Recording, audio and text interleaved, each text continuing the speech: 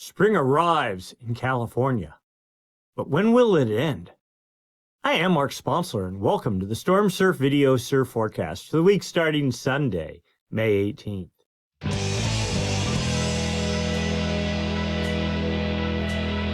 StormSurf, waves, weather, buoys, altimetry, snow, temperatures, El Nino, weather analysis, essential data for outdoor people, all the time, no hype. If you enjoyed the video, give us a thumbs up. If you haven't subscribed, please subscribe. Click the StormSurf icon down in the lower right-hand corner of the screen. If you have a comment or question, write it up down below. We'd be happy to hear from you. And if you'd like to make a small contribution to the cause, you may. Hit the super thanks button down below, the heart with the $sign in it. With that, I'd like to thank the folks that donated last week. Our predicament, Coach Nate. Long-time contributors here. PV Sailing from Mexico, another occasional contributor, but a long-time follower. Peter Carpenter, Tim Caston, B. Nadine, again, long-time contributors. Glenn Takiachi, thank you, Glenn, generous contribution. And then, how do I say this? IINX7ZR, obviously a system-generated handle here. Very, very generous contribution. I appreciate it. Actually, I appreciate everyone's contribution. And I really appreciate y'all just coming, watching the videos, and participating in our community here. So with that, let's get to work. We'll start by looking at significant wave heights around the planet. Up in the North Pacific, a little bit of a gale, believe it or not, in the Gulf of Alaska, maybe with 20-foot seas targeting the U.S. West Coast. In the North Atlantic, not really a whole lot going on, maybe a little area, 18-foot seas here off the tip of Greenland. If we go down to the South Pacific, a broad area of 24, almost 25-foot seas, part of a low-pressure system that was in this area, and more activity is forecast in this area. And then that's kind of that. South Atlantic, again, a couple little gales, 23-foot seas, but nothing really noteworthy. Probably the biggest system over the entire planet at the moment. It's this gale with 42-foot seas here in the central South Indian Ocean, clearly generating swell for locales off to the northeast of there. Let's go dig into the details. But first off, let's go take a quick look at current conditions. We're going to start up off of North Oregon, Grays Harbor, buoy number 036. It's really off of Washington. We're looking at all the energy that's hitting this buoy all the way up to from 33.3 second period energy, which there is 0.0 feet of that energy, all the way down to 5 second period, just like pure wind chop, short period energy, and there is, maybe a foot or something like that. The biggest peak of energy somewhere in the 8-second range here, so that would just be wind swell. We use an algorithm to calculate. It's not any one item or one frequency band that defines a swell. It's sort of a mixture, a sliding scale, a mixture of a couple of them. Primary swell, 3.8 feet at 8.4 seconds from 283 degrees. That would be theoretically 3.2 foot surfer, like waist high. That'd be at your average, just generic beach break. And then there's some secondary swell in there, 1.7 feet at 11.6 seconds from, basically the west. And not adding, but just another 2 feet of wind swell intermixed with what's already there. Then we head south, the San Francisco Bay Area. Point Reyes, buoy number 029. It's off of Point Reyes, just north of San Francisco. A clear, massive spike of local wind swell. This is sort of what's generating the title of this week's video. Spring arrives. The springtime northwest winds that always hit. I mean, I kind of thought we might get lucky and weasel our way out of it this year, but doesn't seem to be the case, at least looking at what's going on and kind of what's been happening the past week or two and what's forecast to happen for the next couple of weeks. So the typical springtime signature, it's late, but it's here. Anyway, big spike of wind swell at 8 seconds and a bunch of something in the 15, 16 second period range there. Primary swell, 9.3 feet at 8 seconds from 320 degrees. That would theoretically make surf at 7.5 feet up at Point Reyes. San Francisco kind of shadowed from a bunch of that, especially from 320 degrees. So surf heights would be smaller there. And then there's that southern hemiswell in the mix there, 1.3 feet at 14.8 seconds. It says 224 degrees, but I think the wind swell's kind of polluting that angle a little bit. Surf height 2 feet at exposed breaks. So I finally had a moment this week to kind of go futz around with some stuff, and there's a buoy, So Cool Cove, South California. That's like the northeast corner of Monterey Bay, number 281. So I got that one set up and got it running. I mean, you can just look here. Nothing's really going on there. That southern hemiswell, if it's not getting in here, then that means it's from a pretty south angle, and you can see really no swell of meaningful period hitting. But then we go down to Southern California, Point Loma South Buoy 191 there off of San Diego. The southern hemiswell, much more pronounced. You see this in the 14 to 15 second period range with energy up to really almost, I'll say 20 seconds, So we sampled a whole bunch of this to calculate per swell. And then there's some background wind swell wrapping around Point Conception in the mix as well. Primary swell, 2.2 feet at 14.9 seconds from 186 degrees, theoretically making surf at 3.3 feet, but top spots can do 1.5 times that, maybe even better. And then the wind swell, 3.2 feet at 6.7 seconds from the west. It's wrapping in through the Channel Islands. That's why it's so west, but it's really like 310 degrees. And that would be theoretically, need a thigh high sort of thing. And our final stop on the tour, the Lanai Buoy South, roughly a good measurement for the south shore of the Hawaiian Islands, buoy number 239. You see southern hemiswell getting in there too, not, 1.1 feet, 0.08 feet. Something like that, and then a little bit of wind swell. Primary swell, 1.5 feet, 16.8 seconds from 203 degrees, theoretically making surf 2.5 feet, maybe waist high on the set sort of thing, and then the wind swell mixed in, but at 1.5 feet, it's probably not even noticeable. So let's go take a look what's been going on in the ocean for the past week. We're actually going to go back a little bit further to the 6C run of the model Saturday, the 10th of May. Gale push under New Zealand here with 32.2 foot seas, the highest seas over this entire domain, pushing south of New Zealand and then pretty much faded out. I don't think any swell from that's going to show up at all. Notice no ice anomaly here either at that point in time. Then we're just going through last week, Monday. Notice the ice anomaly, if you want to call it that. I mean, at some point I'm going to have to go talk to Noah, but my belief is at this point this is legitimate. Maybe it's a bit overstated here in the model. I mean, if I actually went and build a version of this model where you could like zoom in a lot closer, I bet you'd find the density of the ice not anywhere near as thick as the way this depicts it. But either way, there's significant iceberg, ice chunk action in there that if a storm were blowing over that area, I doubt any swell would result. In fact, I had a good discussion with Jake Marlowe, one of our viewers, and we talked about, well, it would be real interesting to see if a big storm did push in right into this area, like here. And then I told him I'd go calculate the swell arrival time, and we'll see if swell actually does arrive. If it does, then that means this is all kind of nonsense. But if no swell does show up, then you kind of know that it's probably real. So we're waiting for a test case to maybe go play with that idea. Anyway, we're into Monday, May 12th. We're just, again, looking to what's been going on the past week. You notice it kind of reinvigorated some there on Wednesday, Thursday. Now, a gale, a good solid gale, was actually a storm for a minute there on Friday.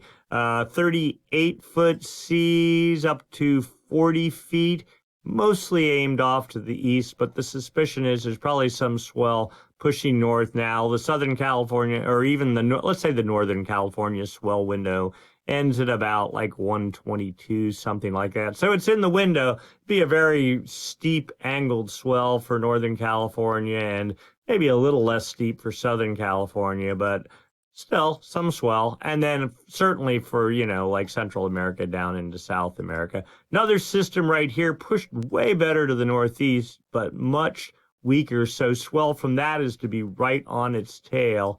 And then things kind of, oops, that was the end of the week right there. So then that is current time. Things sort of faltered out there. So it looks like two swells back to back, maybe not huge, but something rideable from the southern hemi seems likely up into California, but too far east for the Hawaiian swell window, and certainly targeting South America and Central America as well.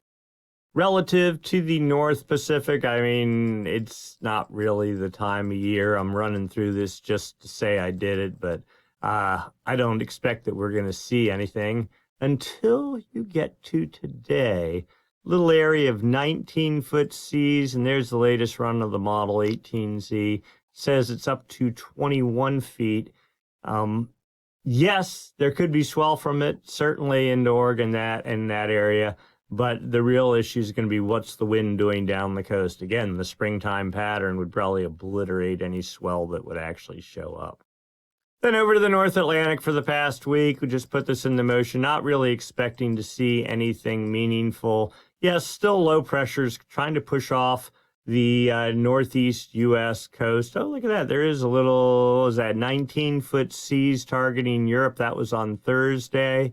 But quickly lifting off to the north, so probably not a whole lot of swell to result from that. And again, little bits and pieces of thing, but nothing meaningful. No big surprise. It is nearly summer. Down to the South Atlantic, yes, there was a gale here targeting South Africa, 29-foot seas. Pushed under South Africa and fell south, really targeting more Antarctica than anywhere. Another little one pushed there off to the east, but nothing particularly meaningful. And that gets us closer to where we are today. And here we are, current time. Not a whole lot going on for the moment. And then finally over to the Indian Ocean. A little gale developed here, traversing the South Indian Ocean. Seas build up to about, what is that, 31.6 feet. Mainly those slipping south under Australia in Wednesday and then fading from there. See if anything else developed behind that. Here we go. One little gale. This is on today with 32-foot seas and building, but falling southeast with 40-foot, or what was that, 42-foot seas. So it'll be interesting to see when we get into the forecast section of that, if this builds more and if any of it lifts off to the northeast. But certainly some small swell should result from this, just as it is for West Australia, up into the Bali and Mentawai Island area. So let's go take a look and see what's to come for the next week. We're going to do a deep dive into the South Pacific. Our main forecast areas, Hawaii and the U.S. mainland. So we're starting by looking at jet stream level winds. These winds up about 30,000 feet help support the formation of gales. And when those gales form, the jet stream helps direct their track. We're looking for a trough, a pushing the jet to the north, just like we see here. What that helps do is create a clockwise circulation aloft and down at the ocean surface. That's the hallmark of low pressure. And of course, low pressure, if it's strong enough, generates winds. Those winds get traction on the ocean surface and impart energy to the ocean, generating seas. And then those seas, as they radiate away from the fetch area, the shorter period elements decay off, exposing the longer period elements. That is what is swell. And of course, that swell, when it hits your beach, turns into surf. So we have a trough there. This would be pretty much due south, 120 west, due south of California. South America's over here. And back to the west, really nothing. If anything, this is a ridge pushing south. All that's going to do is support high pressure development between this split jet stream flow here.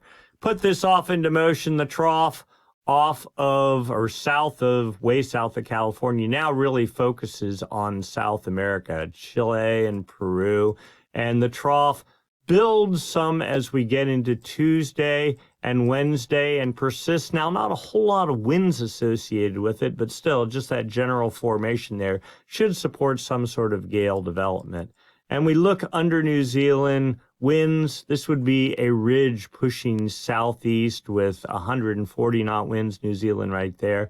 But I think, there you go, you start to get the sense that, well, maybe a trough is going to set up here. This is by Friday, the 23rd of March. There you go, a clearer defined trough, really, there you go, ridge pushing up into a trough. There's your classic circulation. This would be on Saturday, the 24th of May into Sunday, the 25th. Big ridge sweeping way south. I think the ice line's down around 65 south, so it's actually pushing over Antarctic ice. But still, trough off on the leading edge of it. Maybe that would help to support gale formation until the ridge just starts sweeping the whole way across the South Pacific. So the jet stream is sort of like the foundation up about 30,000 feet, but it actually takes wind blowing on the ocean surface to impart energy to the ocean and generate seas. Currently right now, there's a trough over here, and there is a tiny little area of 45 knot winds. But again, not super great looking, but targeting really Chile, Peru, that area. Another one right behind it, forecast on Monday with 55 knot winds. That would make it into storm status and holding as we get into Tuesday, pushing directly at this area. So Chile, I'd say, would be doing quite well from this system. Another one right behind that as we get into Wednesday, but it kind of falls apart. And then where do we go after that? Something tries to organize here southeast of New Zealand on late Thursday, the 22nd of May. But notice it's more falling south and north, and the ice anomaly is over here too. Another one behind that even. Friday night into Saturday, the 24th, lifting off to the northeast. That is something I haven't seen. But we know there is a trough forecast in that area, so that actually looks fairly impressive, at least on the surface level pressure chart. So we'll have to see how that manifests on the wave models. So here we are, 18Z Sunday, 18th of May, remnants of a gale with 25-foot seas, really targeting, I'd say, more South America than anywhere. Holding into Monday with seas in the 27-foot range. Stronger system, we saw this on the surface level pressure chart. 36-foot seas early Tuesday to 41 feet. This would be Tuesday morning, the 20th of May. Continuing 43 feet and 42 feet later on Tuesday. Holding together very well, getting close to the coast. You can almost see the leading edge of two separate swells right here. That looks pretty good. Now, also notice here the ice anomaly. What the model is doing, or at least the theory of what's happening, is it just captures what the current state of the ice configuration here. The model is not smart enough to try to calculate, well, how is the ice going to melt and break up, and what are the effective winds on that ice? So it just shows you a steady state ice pattern. This updates every morning at 12Z. So you have to sort of make your best guess of what do you think is going to happen here. Right now, I don't think it matters a whole lot, but it just shows steady state. All right, so we're into Thursday, a little gale with 30-something foot seas, very tiny in coverage, 34 feet there. I think this one here is the one we're more interested in. Now, this would be on later Friday, the 23rd of May, with 35-foot seas lifting northeast with 32 feet, then rebuilding. Wow, this is impressive. This wasn't on the model the last run, but again, we're almost a week out. We're getting to late Sunday with, early Sunday, the 25th of May, with 38-foot seas and 37-foot. I mean, that looks great. Not only is it pushing off to the east and northeast, and it has good seas, and it kind of fits the bill, but it is nearly a week out. I don't believe any of it. It's only been on the model run, one run. Guaranteed that will probably morph over time, but at least it's a tease, putting us in the right direction. Heading off to the North Pacific. All right, here's our little, I guess it's a gale. I didn't even really look to see it, the winds. It's just, you'll see why in a minute. But anyway, 22-foot seas moving into Vancouver Island as we get into Tuesday, the 20th of May. Swell pushing into Oregon about Tuesday. Also into northern California. But notice there's this, you can see seas of, what would that be, like 10, 12 foot sort of thing, maybe even a little bit higher. So local wind swell, and then whatever swell from that comes in, but it just is probably going to be buried under larger wind swell. Then we're into Wednesday, Thursday, Friday, 23rd of May. we go out. Theoretically, yes, a gale with 29-foot seas this time of year. Doubtful, highly doubtful. And there we are 180 hours out. Still, officially, very much looks like spring in the northern hemi. From a swell perspective, though in reality it feels a lot more like summer. If it wasn't for what we're going to talk about over here later in the forecast, I'd say we're closer to summer than spring. North Atlantic, we'll put this into motion, see what the animation tells us, but I'm not expecting anything. Here we are, we're into Friday. Well, theoretically, 27-foot seas on Saturday. I kind of doubt it. That's nearly a week out, but we'll see. If you're looking for surfing next weekend here in Ireland, something like that, yeah, maybe. To the South Atlantic. A little bit of a gale here off Argentina, but not aimed well at Africa. I mean, that's where I'm primarily looking for. Now here, this gale here looks much better. This starts on Wednesday, the 21st of May, pushing south of South Africa with 36-foot seas and almost lifting a little bit to the north. And you see swell wrapping up the southeast side of Africa there. And that storm system, whatever it is, continues off into the Indian Ocean. We're into Friday now. Another system in the deep ocean, Saturday the 24th. And yet another system, small, close to the coast, behind that. Seems like the pattern, at least short term, maybe shifting here, but the South Pacific looking good. Clearly more summer than winter. And then finally, the Indian Ocean. Solid gale, 42-foot seas, building to 54 feet, even though it's falling southeast. Certainly southwest Australia would see something, and probably sideband energy. I mean, when you get seas in the 54-foot range, and we're 18 hours out from that happening, you're definitely going to see long period, I'd say bordering on 23, 24-second period swell, trying to push off at least you see the leading edge of the swell front here towards South Africa. Still, that system holding together with 34-foot seas as we get into Wednesday, south of Australia, and then it's gone. I don't know how much of most of this swell looks like it's headed for Australia and not up into the Bali and Indonesia area. Then we get into Saturday. Interesting little system here, developing out south of Madagascar and lifting well to the northeast with, 37-foot seas? Something to keep your eyes on. You don't get a swell from that. That'd be like a super southwest direction. You just don't see that very often. And then we're a week out. So a little bit of energy across all the southern oceans, north oceans, pretty much going to sleep.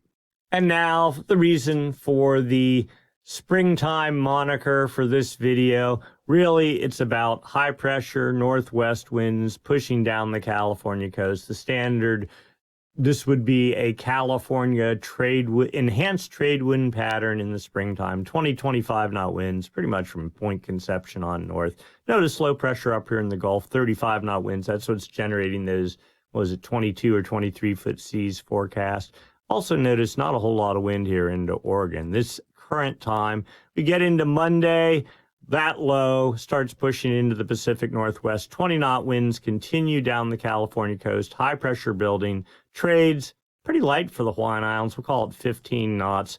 Tuesday, here comes the high pressure. Winds start building again, 20 to 25 knots from Point Conception northward. Trades pretty light for the Hawaiian Islands. Wednesday, 25 to almost 30 knots for North California. Another little low pressure system off the coast. Trades 15 knots for the Hawaiian Islands. We get into Thursday, still 20 knot winds. It just will not stop, but at least the fetch area getting smaller. Trades build a bit for the Hawaiian Islands. Good solid 15 knots. Friday, almost a break in the action for California here. We'll call it 15 knots, 20 knots south of Monterey Bay. Trades more solid, the focus of the high pressure here. Also notice another low pressure. This is on Friday. Gulf of Alaska trades 15-20 knots for the Hawaiian Islands. Saturday, another low pressure system in the Gulf, and 15-knot northwest winds for the California, and 15-knot trades for the Hawaiian Islands. We get into Sunday, low pressure holding off, giving a break in the wind action for California. Trades 15 knots for the Hawaiian Islands, and there's the last frame of the model. So very much a North Pacific still trying to like revive itself miraculously, while high pressure builds producing local northwest wind swell. A lot of upwelling likely from this. Water temperatures will go down, at least in exposed areas north of Point Conception. Trades pretty much seasonal for the Hawaiian Islands. Solid, but not over the top. So if we have low pressure in the Gulf of Alaska and almost cold fronts pushing into the Pacific Northwest, we got to look at California and see right here, see if there's any rain forecast. We're into Monday, Tuesday, Wednesday, nothing, no blue, no sign of snow. Then off into Friday, still nothing, Saturday, Sunday. So the Pacific Northwest still getting rain and weather, while California, high and dry, the dividing line, pretty much the Oregon-California border. All right, so surf forecast. We'll start up north just like we did with the buoys, Columbia River area, roughly Oregon. A little bit of swell from that gale in the Gulf, theoretically making surf 11 feet on Tuesday before that's actually corrected. That's right, 8 a.m. local time. And then swell, of course, fading from there. Winds west 10 to 12 knots. Nothing else really going on. Let's go look at pure swell or 8.7 feet at 13 seconds sort of thing. So not bad, at least a little late season swell there. Coming down to Ocean Beach, San Francisco. This is, again, when you get these big weird jumps, it's lots of short period wind swell and then occasional some real swell. But you see, look at this, 30 knots out of the northwest, 30 knots, 25 knots is on Tuesday, Wednesday. Never really gets below 15 knots until Sunday, something like that. Swell calculations. Oh, same swell from the Gulf of Alaska, 4.8 feet at 12 seconds on Wednesday, and then fading from there. But there's, even this, and you can see some background southern hemiswell, 1 feet at 14 seconds sort of thing. But basically, this all just looks like a big mess as far as I can see until you get out to Friday. 1.5 feet at 16 seconds, 1.7 feet at 15 seconds. So southern hemiswell starting to work its way in from the first of a series of gales. Pretty south angle, though, likely. Let's go to Southern California. We'll be able to see the southern swell pattern probably better here. And here you go, 2 feet forever, 1.5 feet. Then it starts coming up as we get into Friday and Saturday, 3 feet. Maybe 4 feet at one point there. Winds, not really an issue. And so, okay, wind swell until you get to Friday. 2 feet at 16 seconds, 2 feet at 15 seconds. Then another pulse in Sunday, 2.5 feet at 16 seconds or so. So that's when the beginning of southern hemiswell starts showing up. South shore of Oahu, for the most part, small surf, 2 feet or less over the entire week period. Trades in the 15 to maybe 20 knot range, maybe building some later in the period, next Sunday sort of thing. Let's look at swell size. Yeah, it's all wind swell here. 1 foot at 14 seconds, 1.2 feet at 13 seconds. Here we go, 1.3 feet at 16 seconds Friday. Yeah, so maybe there's a little window in here somewhere, but nothing more than probably waist high. Jeffreys Bay, South Africa, looks like real swell hits on Thursday in the 19 to 20 foot range. Now, I don't think it's going to be 19 to 20 feet at Jeffreys Bay. That's sort of off the coast a bit, more of a raw sea state estimate of surf heights, but definitely some sort of a swell in there on Thursday, heading down from there. 15 feet at 13 seconds, 13 feet at 14 seconds. Then another little pulse here as we get into next weekend, 7 feet at 13 to 14 to almost 15 seconds. So definitely hope there. And then one final stop, Bali, just a generic forecast for the entire Indonesian area. Not a whole lot going on till we get into Friday, and then surf heights 9 feet coming down from there. Clearly some sort of a swell hitting. And what do we got? 5.4 feet at 17 seconds. So that's probably that longer period swell. Probably might even be longer period elements arriving. Probably should have done one here for Western Australia too. So here we are, Perth, south, generic location. 8-foot surf building to 14 feet as we get into Wednesday, and then slowly working its way down from there. Winds out of the north, then turning south in the 20-knot range. Not really sure how that's all going to play out. Surf heights, 7.5 feet at 18 seconds. That is definitely solid swell the whole time. 7.5 to 8 feet from 19 seconds down to 13 seconds and then trailing off. So right here, big fat red X for swell if you know where to go and depending on the local conditions. With that, let's go take a look long term. What's going on with the two major weather oscillations that affect our weather? We're talking out a month to almost a year out. The MJO, the Madden-Julian Oscillation, and ENSO, the El Nino Southern Oscillation. We're going to start talking about the MJO, the Madden-Julian Oscillation. There are two phases, the active phase and the inactive phase. The active phase is like a low-pressure system. The inactive phase is like a high-pressure system. The MJO, the two phases of it rotate around the planet from west to east, one on one side of the planet, the other on the other side of the planet, rotating west to east around the planet on the equator.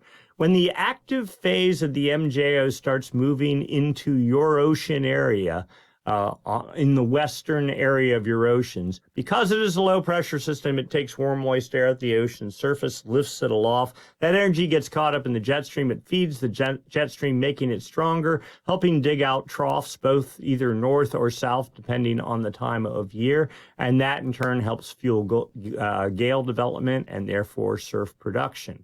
The inactive phase of the MJO, it being like a high pressure system, produces falling air that cuts off the flow of moisture to the jet stream, or moist energetic air to the jet stream, makes the jet stream weak, it splits, and then it creates ridges which instead don't do anything. They support high pressure development and don't do anything for creating surf.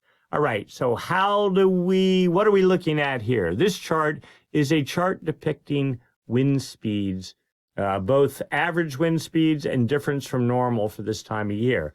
The active phase of the MJO, because it's a low pressure system, it dampens trade winds. Trade winds are generated by high pressure, right? High pressure in the atmosphere. But if pressure gets lower, then the trade winds weaken, and that gives us a sign of whether we're in the active phase or the inactive phase. All right, so we're looking at data here from the TAO buoy array, a series of buoys strung across the equator, that line right there. 0 degrees, that's the equator. This would be the East Pacific here. This is the West Pacific here. This TAO buoy array, that's what this data is in the Pacific, used for really monitoring El Nino, but it helps us, if we're clever, we can sort of tease out what the MJO might be doing. That, by the way, is New Guinea there, 180. That's the date line right there. So this is the West Pacific. This is the East Pacific. We're just looking at the arrows.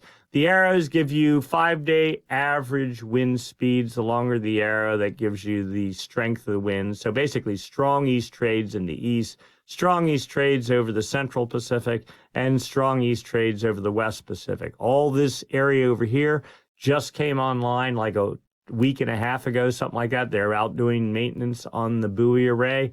We're just waiting for this last little section to get turned on. It might be 6 months to a year and a half. Really don't know. It's a huge project because remember, this series of buoys spans the entire Pacific Ocean, 2 degrees north and south of the equator. Anyway, back to the second part of the chart, anomalies. It's not the actual wind speeds that matter. It is the difference from normal for this time of year. Are the trades stronger than normal or weaker than normal. Again, weaker than normal means active phase of the MJO, means a stronger jet stream, means better potential for storm development. So over here in the East Pacific, we're looking at the arrows. They look a bit stronger than normal. But then you get here just pretty much south of California and beyond on the equator, trade's pretty much normal, and then pretty much normal on across the Pacific. So no clear signs of either the active or the inactive phase. If anything, I'd say maybe the inactive phase supporting high pressure and stronger trades is over here in the far East Pacific, but otherwise kind of maybe a neutral MJO pattern. Let's keep digging. So here is past performance for winds around the planet. Are the trades stronger or weaker than normal? And then a forecast from the GFS model down below the line there. All right. The blues are stronger than normal trade winds, stronger or easterly anomalies, they call them. The yellows and reds, westerly anomalies. So the blue, inactive phase of the MJO, yellow, active phase. And you can see the pattern has been, we'll go back here, strong easterly trades. Again, La Nina influences all this too. La Nina acts like a high pressure system. It feeds trades development, not good for storm production in the Pacific Ocean, especially over the dateline region. And looking forward, well, we see a bunch of easterly anomalies forecast. There's the dateline right there. Actually, the far west Pacific starts here at 135 east. So we have had a steady state of westerly anomalies trying to encroach into the West Pacific, commensurate with the demise or what we've been talking about, the failure of La Nina. But now with maybe the inactive phase of the MJO over here, it's kind of been hampered for a little bit. These are 5-day increments here. So about 10 days from now, theoretically, that all clears out. Westerly anomalies build to the dateline. And then theoretically, I think we might be done with La Nina, but we're going to have to do some more digging here. Next up, outgoing long wave radiation prediction. Okay, what's that mean? Just, are there more clouds than normal? If you have the active phase of the MJO, it's taking warm, moist air, lifting it aloft. That moist air eventually is going to hit the upper atmosphere where things are a lot colder. It will condense and form clouds, okay? Likewise, if you have high pressure, the inactive phase of the MJO, you have falling air, you're going to get no moisture, and you'll get sunnier or clearer skies than normal. So you look at this chart, South America, Central America, New Guinea there, the equator right there, dateline right there. This is today, 5 days from now, 10 days, 15 days from now. This all from a statistic model. It says literally no MJO at all, as dead neutral as you can possibly get. The GFS model, that's the ensemble version, or the GEFS, the ensemble version of the GFS model says, well, let's not be quite so down and glum. It looks like the active phase here, this is the Indian Ocean, it's going to start moving over the maritime continent and into the West Pacific maybe 2 weeks from now. This also shows some sort of an inactive phase over here in the far East Pacific. And I'm kind of thinking, you know, the storm machine has stalled just for the past week and a half or so, and might kind of looks, just eyeballing this maybe for another week, and then about a week from now, well, then you'll get your inactive phase over in the East Pacific, but active phase in the West Pacific. So maybe the storm machine will start being fed because the jet stream moves over this area, picks up that energy, and then can create troughs or troughs somewhere in the western portion of the Pacific. Let's keep going. Phase diagrams for those same two models. Statistic model here, dynamic model here. What am I looking at? Well, the MJO, we know, moves from west to east around the planet on the equator, from the Indian Ocean to the maritime continent, to the West Pacific, to the East Pacific, under the United States, across the Atlantic, over Africa, back to the Indian Ocean. Where the heavy dot is, and it looks like it's somewhere right in here, maybe over the maritime continent, but if the dot is inside this circle, it's as weak as it can possibly be. So as basically a non-existent MJO, and the forecast, according to this, is actually retrograding to the Indian Ocean, according to the statistic model. Now, the dynamic model says, well, don't be quite so sure about it. Looks like it's going to build, still weak, but somewhere over here over the maritime continent, over Bali, over the next week to 2 weeks. Let's keep digging. Upper level model showing areas favorable for precipitation. I almost think this model is just broken because this is showing, as of right now, the greens, areas favorable for precipitation. That'd be the active phase of the MJO. And here in the East Pacific dry air, the inactive phase of the MJO. So Bali, South America, Central America, New Guinea, the Philippines up here, there's the equator, and the date line roughly there. So this shows active phase, and it's been stalled like this for a month, almost 2 months now, over maritime continent, then slowly making its way across the Pacific through late May into early June, and then the inactive phase setting up as we get mid-June and beyond. Not sure how much I believe this model, but we have 2 more. The CFS model, a dynamic model. This is a model that specializes in looking out a month, 2 months, 3 months. Okay, this is, again, the same deal. The date line runs right up the middle. West Pacific starts at 135 east, so right there. The blues, easterly anomalies. The oranges and reds, westerly anomalies. So you see here back in February, blues everywhere. And the dotted contour here. MJO is the black line. Dotted is inactive. The solid contour active. And so what you see is not so much, or how do I say this? Hardly any MJO signal, but still lots of easterly anomalies. That's really driven by La Nina, right? This is into April. Here, now we're getting closer to where current time, notice more westerly anomalies and more consistently trying to work their way into the West Pacific. Right now, for the next week or two, inactive phase of the MJO forecast for the next 2 weeks, but westerly anomalies building in the West Pacific, and then you get literally 2 weeks from now, and bam, easterly anomalies disappear, westerly anomalies take over the West Pacific. And really, in my mind, of all the data that really matters from the MJO, it is the westerly anomalies, and you need westerly anomalies in the West Pacific. When that happens, that signals that you're getting building lower pressure there, and that is the clear indicator that you're going to get energy transport up into the jet stream, and that's a signal of the active phase of the MJO, and then that sort of infers that then you're going to get more storm development. So it looks like we're in kind of a 2-week down spurt right now. All that said, we looked at the models. They're not. It's not like it's not showing any storm development. It's just perhaps if this materializes, we'll be in a much better place, more favorable for storm development. All right, one more model. This is the same CFS model, but it goes out 3 months. Past performance on the bottom, the forecast up here. Date line runs right up the middle, far West Pacific at 135 east. So that's really the area. You can see easterly anomalies. This was back in January, February, March. And it was only in the 10th of May, what was that, a week ago? I think it was either there or a week before that, we kind of said La Nina is dead.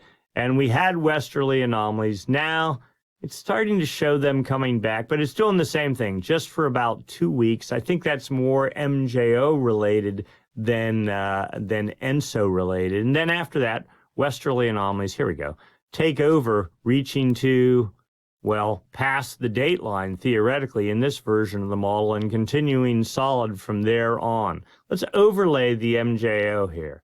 All right, and here is your pattern. There's active. Here's, yep, weak inactive pattern trying to make its way across the Pacific, and even weaker inactive phase after that. I mean, just an incredibly weak MJO signal here as we get even into the end of June. That is kind of typical for the summer months. The MJO really is strongest in winter months, especially in the northern hemi. But the model continues to tease at some sort of a big active phase of the MJO setting up as we get into mid to later part of June. Why would that be? Let's overlay the low pass filter here. There we go. All right, so this is your El Nino La Nina indicator. The dotted contour, high pressure or high pressure bias, they call it. You can see clearly La Nina, 1, 2, 3 contours here. Third contour is fade. Second contour is supposed to fade in Lo and behold, 2 weeks out, no big surprise. Lower pressure, westerly anomalies then start coming in with the lower pressure. We're down to one contour, and then that starts pushing off to the east. The low pressure bias, the El Nino signal, right on the hairy edge of the West Pacific, as it has been pretty much all winter long. And then come about June 15th, it starts easing into the West Pacific. And how far does it make it? Well, to right there. Where is that? Just eyeballing that down. Almost to the date line. We'll call it 170 east. With the active phase, the active phase of the MJO is probably what's nudging the La Nina signal out. And then it will help push in not El Nino, but what I generally would call maybe a ENSO neutral pattern as we get deeper into the summer months. But that still would very much favor the jet stream in the southern hemi and help to make it stronger, and then help to produce more swells from the southern oceans. So then we go to the ENSO part of the discussion, El Nino, La Nina. What's going on? We're going to start by examining the deep waters of the Pacific. This would be the West Pacific here, the East Pacific here. We're looking at the subsurface temperature profile. Why does that matter? Well, if you have a lot of trades blowing hard out of the east, that's going to take all the warm water in the Pacific and pile it up over there on the equator over near New Guinea. If trades are weaker than normal and you're in kind of ENSO neutral, then the warm water pattern will be more, not uniform, but more warm water off of Ecuador. And then, of course, when you're in El Nino, the trades literally reverse, and all the warm water is piled up off of Ecuador, and there is much less warm water in the West Pacific. All right, so we're looking here at data from the TAO buoy array, that series of buoys strung across the equator. Right here, you can barely see some little dots. Those little X's there and there. These are sensors that are on the anchor lines of the buoy. They go down 100 meters, 200 meters. They give you a sense of where is the warm water in the Pacific, from the West Pacific to the East Pacific. Clearly, we have warm water in the West Pacific. We're done with La Nina or Modoki La Nina, but trades are still, the hangover from La Nina is still in the atmosphere. It's going to hang out for probably 2 to 3 months. But we do see the 29 degrees centigrade isotherm pushing right up to 180 west. So it's making a little bit of eastward progress. The 28 degree isotherm, I think last week it was at 164. Now it's at 163. All this suggests warm water is building here, and it's at least easing a little bit off to the east. And we have a pretty good, reasonable 25 meter depth. 25 meter deep pool of warmer waters here off of Ecuador. But it is not the actual water temperatures that matter. It is the difference, the anomaly, difference from normal for this time of year. We no longer see any signs of the cool water that is typically associated with La Nina. That is, from the East Pacific, the whole way to the West Pacific, we have neutral, if not warmer than, 2 degrees centigrade above normal temperatures here, 2, probably almost 3 degrees in the far West Pacific. And just a little pocket of coolish waters right there. And even this pocket of coolish waters that's in the eastern to central Pacific, that continually is getting cooler. So this all suggests the subsurface temperature profile is returning to normal. We have a higher res version of that same pattern, West Pacific here, East Pacific here, but this is supported also with satellite data. And clearly what we see is this giant pool of warm water pushing across the Pacific. I mean, it was literally held right here at 160 west for months, all winter long, wouldn't budge an inch. And now in literally the past 2 to 3 weeks, it's moved from there to probably 130 west, and almost looks like it's trying to push it. This looks like a Kelvin wave. And a Kelvin wave is generated by westerly anomalies in the West Pacific, or if not that, a slackening of trades in the East Pacific, allowing warm water to sweep off to the east. That's exactly what it seems like is going on. Let's go look at the satellite data. Sea level anomalies in centimeters, and this updates about every 5 days. So this is South America here, Chile, Peru, Ecuador. There's the equator right there. Central America, okay. New Guinea there, Philippines up here, equator, date line right there. Interesting. Oh, and the Galapagos right there. Building sea heights. What does that mean? And we're talking centimeters, 0 to +5 centimeters.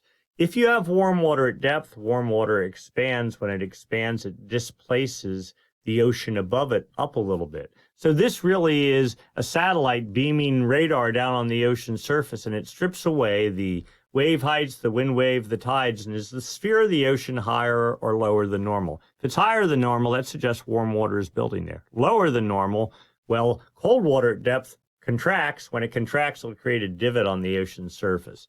So we're looking across the equator, dead neutral the whole way across the equator. Not positive, just neutral, but notice positive in the east, and now all of a sudden this finger pushing off to the east. This certainly looks like a Kelvin wave sweeping off to the east. And it's only 5 degrees north and south of the equator, so from there down to there that really matters. This warm water area or cold water right in this area here affects the jet stream the whole way around the planet. And that's why we drill in and spend so much time looking at the MJO and looking at ENSO, because a stronger jet stream is more supportive of gale development and storms and, water into California and snow and you name it. So from the U.S. perspective, you want warmer water and westerly anomalies here on the equator. Maybe not too much, a little bit goes a long way, or even just neutral is much better than being in stronger than normal trades or La Nina. Upper ocean heat anomalies. So this tells the story just absolutely great. This is the West Pacific here. This is the East Pacific here. This goes back a year. The blues, colder than normal water temperatures, and you see the pulses of La Nina that went on all last fall into the winter, and then boom, we got to March and it just died. You also see the buildup because the trades are blowing east to west across the equatorial Pacific. You see warm water building in the west, building, and then all of a sudden, look at this, discharge of some of that warm water, a Kelvin wave pushing off to the east, according to this, making it to 140 west. So it's California is at 120. Now this is just, 2 or 3 degrees north and south of the equator. But this clearly suggests that La Nina is dead. We're not moving into El Nino, but the ocean is reorganizing, realigning, redistributing its heat in favor of at least ENSO neutral. Sea surface temperature anomalies, difference from normal for this time of year. Again, it is water on the ocean surface creating evaporation that helps feed the jet stream along with those westerly anomalies. So South America, Central America, New Guinea, the equator right there. You see, according to this, warmer than normal temperatures in the East Pacific, warmer than normal in the West, pretty much neutral temperatures here over the Central Pacific.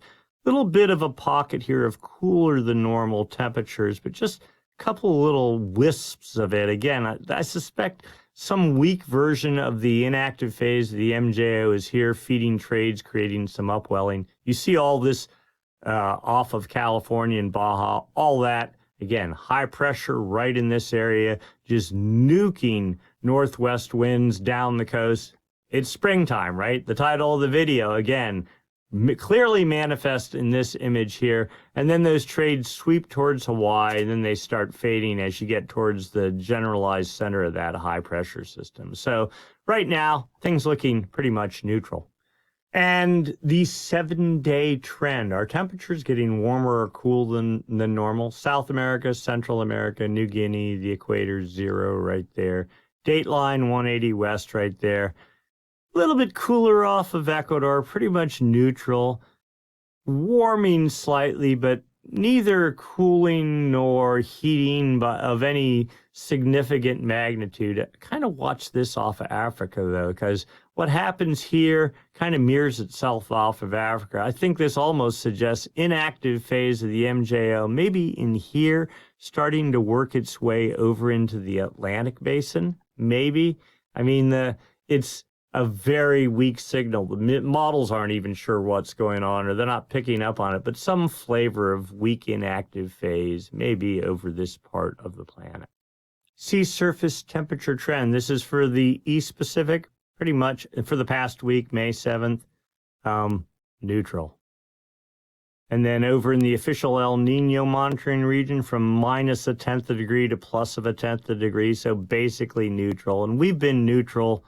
You know, it's a 0.5 degree plus or minus makes a difference. So since February 7th, according to this, we've been neutral. So neither La Nina or El Nino. And then in the MJO case, neither one of those seem to be in control at the moment, as neutral can get. So we examine one last variable, the Southern Oscillation Index, difference in pressure between Darwin, Australia, and Tahiti. Why does that matter? Well, if you have lower pressure in the Pacific, that suggests El Nino. If you have higher pressure in the Pacific, that suggests La Nina. So here's the data from Tahiti and Darwin. If pressure is lower in Tahiti, the index goes negative. Well, today it's +7.83, but let's just go back a couple days and look. This sort of, look at that, 3 days of positive, but prior to that, negative, negative, negative. Not deeply negative, but it was almost negative there for the entire month. That would suggest inactive phase, the active phase of the MJO. And now it sort of suggests like, well, pressure's building over Tahiti. Maybe we're going into some sort of weak inactive phase. 30-day average tells you, really shows you the active-inactive phase of the MJO. Where were we? We were up at 7.95 and we've been steadily falling. When did we reach our maximum? Well, it looked like it was just a couple of days ago. So that was probably the peak of the active phase. And now the index is going up, -2.24 today. So, but still kind of negative. And then the 90-day average right here. This is your El Nino, La Nina indicator. Where were we? Well, look at that. That was definitely La Nina plus numbers, 8.3. Today, we were down to what? 2.94. Now we're inching up just a little bit, but this is a 90-day average, so you can't pick the MJO out of that. It just sort of says, well, we're pretty somewhere near neutral. Let's go look at a graph. Here we are, the 30-day running average SOI. Now this runs about 2 days behind. In fact, it wasn't updating for like weeks and months at a time, but now it seems like at least somehow they got the machine working. It's about 2 days behind. The downward spikes are the active phase of the MJO, lower pressure in Tahiti. The upward spikes, rising pressure in Tahiti. This would be the inactive phase of the MJO. And so you can see here, we've been on a steady run heading negative. And now the last little bit, that was as of 2 days ago, is starting to head up, suggesting, okay, active phase, now we're going into the inactive phase for 2 weeks. And it typically takes the MJO maybe 4 weeks to make its way across the Pacific. But there's a lag time on this too, by about 2 weeks. So we're probably already 2 weeks into the inactive phase over the Pacific, and probably another 2 weeks to go. And then we'll start the next downward push. At least that's the thought. Then finally, the forecast for the Nino 3.4 region, the official El Nino monitoring region there on the equator from a point south of California out to about the dateline. This is the sea surface temperature anomaly forecast from the CFS version 2 model. Consensus model will update, I think, next week, so we'll see. But here's where let's see, there's April, that's the last. We're waiting for the May numbers to come in. That'd be about May 15th. So maybe a couple of days. I mean, sometime this week we'll get some actuals, but this shows neutral. All the other data shows neutral. The forecast shows, well, that's only 0.5 degree. Plus 0.5 degree to -0.5 degree is considered ENSO neutral. And you see July, August, September, October, January, December. Dead neutral as far out as you can go. So neither El Nino nor La Nina. We're sort of just waiting for the atmosphere to get fully situated into ENSO neutral. We haven't had an ENSO neutral year in years. So this in and of itself is kind of big news. You think people are going to stand up and go, yay, we're in ENSO neutral? Probably not, but For me, it's kind of like, this is a really good step in the right direction.